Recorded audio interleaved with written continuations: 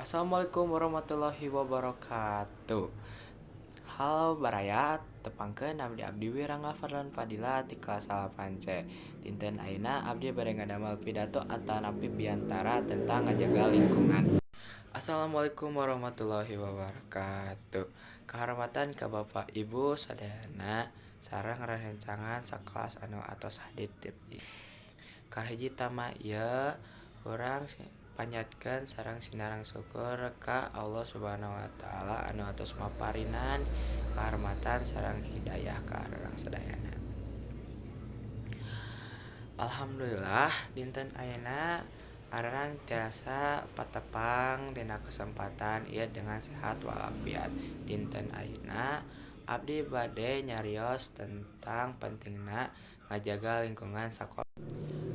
Sakola teh tempat diajar, ngan ukur salila-lilana arang di sakola. Lamun sakolana kotor, bakal teu enak jeung teu betah diajar. Lamun sabalikna, lamun bersih, sakolana bakal tur asrih, tur bersih, tur enak untuk diajar sareng bantuan ngajar babaturan.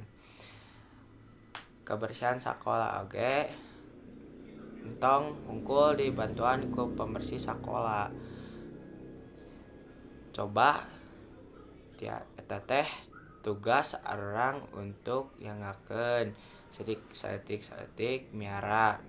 Misalna tong micen sampah di kelas, tong nyoret-nyoret tembok sareng oge tong nyambakeun daun-daun sampah ka halaman.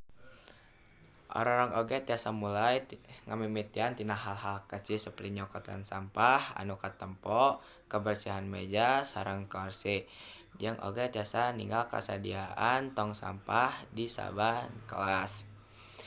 Kebersihan oge adalah sebagian dari iman.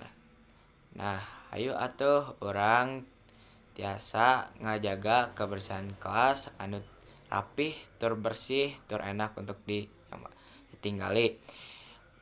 Mohon maaf ketika banyak kesalahan dalam pembicaraan saya. Wabillahi taufiq wal hidayah. Wassalamualaikum warahmatullahi wabarakatuh.